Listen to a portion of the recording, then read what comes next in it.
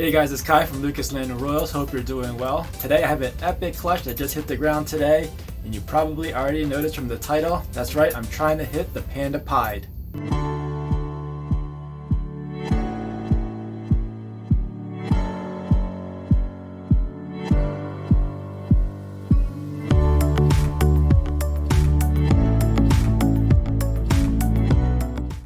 Now I've been trying to produce a panda pied for quite some time now, 3.5 years to be exact. The female in the pairing is a black pastel pied and the male is a cinnamon pied, plus another gene that doesn't really contribute to the panda pied. Trying to hit a panda pied in my case is actually equivalent or even more difficult than trying to get a double recessive. So let me explain why that is. Now both parents are already pied, so no matter what, the offsprings are going to be pied, so we can take that out of the equation. We know we're going to get pied for sure, so we already get one recessive off the bat. So with black pastel and cinnamon, they are both allelic, meaning that they can both reside at the same locus point within the DNA strand. So we'll use the N to represent anything that is not a black pastel or cinnamon, and we can put black pastel and cinnamon within the same Punnett square again because they are allelic.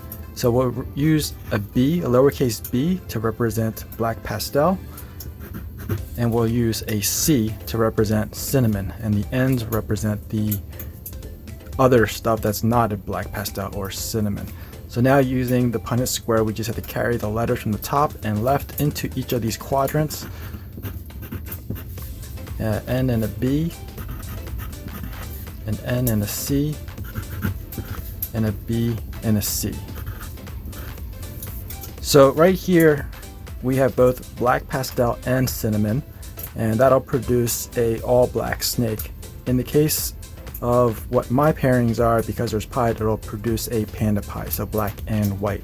Great contrast. I love contrast.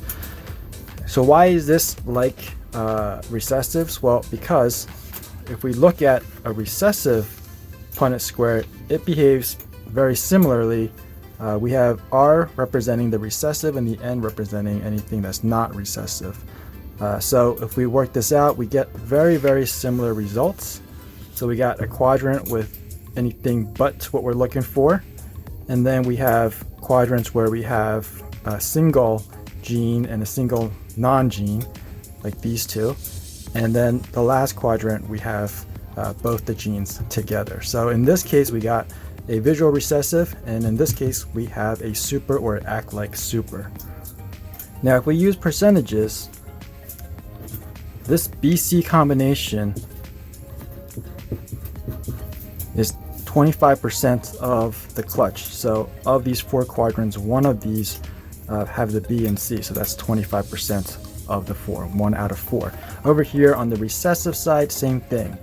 In order to get the RR, the double recessive, the visual recessive, we also have a 25% chance over here because it's 1 quadrant of the 4. Now where it differs is we have these other 3 quadrants. Now because this R is recessive, it's not going to show in the snake at all. So you'll pretty much have 3 of the 4 look just like a normal. So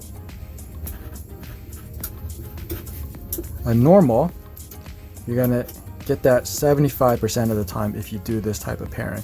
Although of these 3 normals, you got 2 of them that are hets, but you can't tell because they're recessive.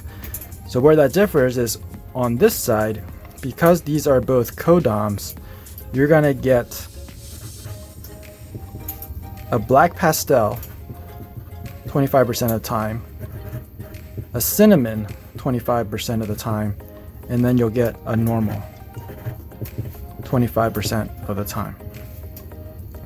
So you're going to be able to visually see your pairing, your genes, the combos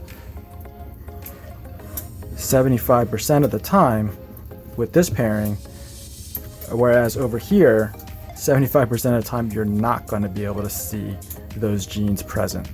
But the biggest takeaway here is hitting that act like super is the same as trying to hit a visual recessive. Now I did say hitting a panda pied may be more difficult than hitting a double recessive, and that's because black pastel and cinnamon are considered lethal genes. The reason for that is because when doubled up or combined together can cause some issues. So even if I do hit a Pandapide, there's a slight chance that the hatchling may have issues or may not survive at all. And if that's the case, I'm not going to do this pairing again. But we have to try at least once, so that's what I did this season. Now let's go pull some eggs.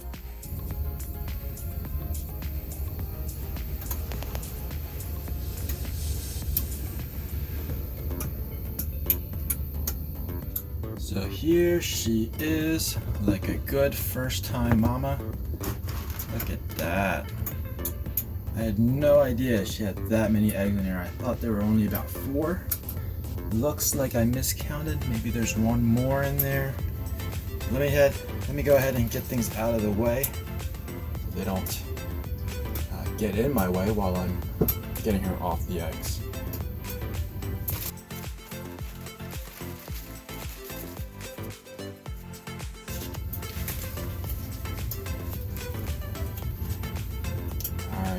She does not look happy looking at me.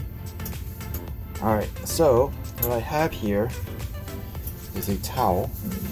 Oh good, she's on a flight mode now. So just getting her the top 1/3 of her body, unhooking her tail, and you can tell she is really tired. Just not even tightening her muscles or anything. And just want to make sure she is completely empty. Just gonna feel down and just look at that. Yeah, she's empty. She is empty. Alright, so she's gonna go into a temporary tub that I've already prepared. Alright, maybe it really was 4 eggs. I wasn't that far off. This one is a slug. All rubbery and bouncy and small and odd looking. Really was 4 eggs. Alright, so now, and you can see they are stuck together pretty much. I'm going to just put a light mark on there. I will candle them just to make sure all the veins are present and they are in the right orientation. So to do that, I'm going to turn off the light. Grab my flashlight and let's just take a look at what we have here. They do all have veins, which is good. This one is rolled. You can take a look at it. See, that's the mark that I put. And if you look at it, you can see the side with the flashlight doesn't have any veins. The veins are over here. So we just have to turn it. And this little circle right here, that is the embryo. So that's the new right side up. If I can get it to stay still. You know what, I'm gonna put it over here. There we go. This one is not bad, actually.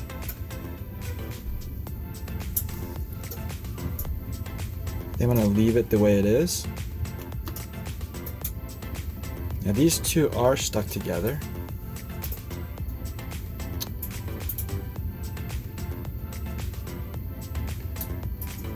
And this one here seems to be a little bit off. I'm gonna gently peel these apart.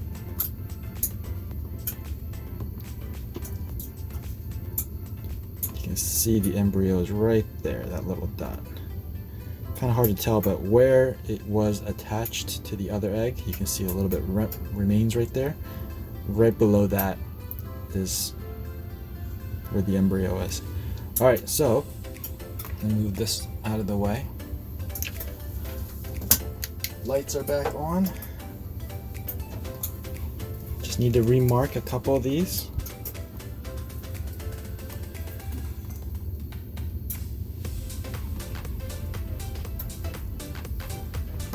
Make these marks a little bit more prominent.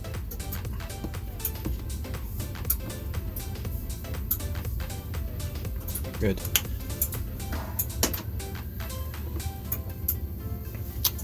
So So let me shift these over so you guys can see everything in camera. A little bit of urates or whatever. So females do still have to pee and expel waste while they're gravid. So this is my egg tub. It's been sitting in the incubator, so it's actually still a little bit warm. There's a little bit of condensation on the edges here, and I did add a little bit of more water right before this video. Water and perlite is at the bottom just to keep the humidity up, and the egg crates to keep the eggs from getting wet. Because once the eggs get wet, there's going to be issues. The shell is permeable, and that's how the embryo or fetus or baby inside can get its oxygen.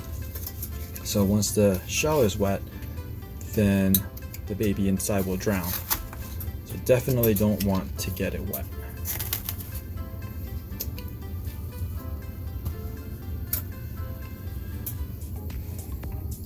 So the other thing is, when you see this is from mom, you want to get this off, because this is what will cause fungus and mold.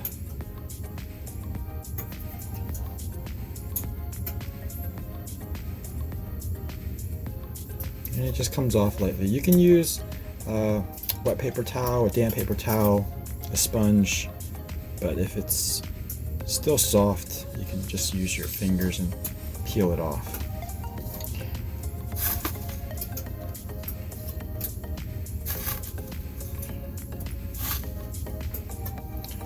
You know what, since we have just 4 in here, I'm gonna throw some straws in the middle.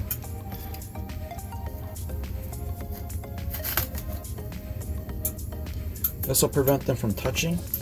I'll go grab another straw and put it here, but this will prevent them from touching, so if one goes bad, it doesn't really transfer to the other one. Like I said, I'll put one more straw there, and then this will go into the incubator. And let's not forget about the mom. She's going to get a fresh tub with new paper and clean water. Now she's been soaking in here for a while now, so I'm just going to splash her off a little bit more and then take her out.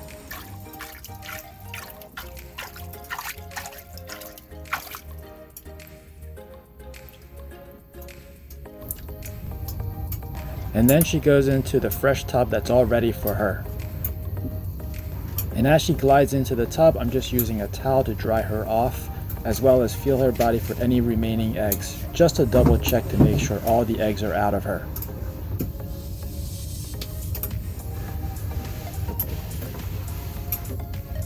So that's it for this video. If you enjoyed it, please give me a thumbs up. In about 55 to 60 days, those eggs should hopefully pip, at which time I will make another video. If you're new to this channel and you want to be informed of future uploads, make sure you're subscribed and hit that notification bell. As always, thanks for watching, please share, and I'll see you guys next time.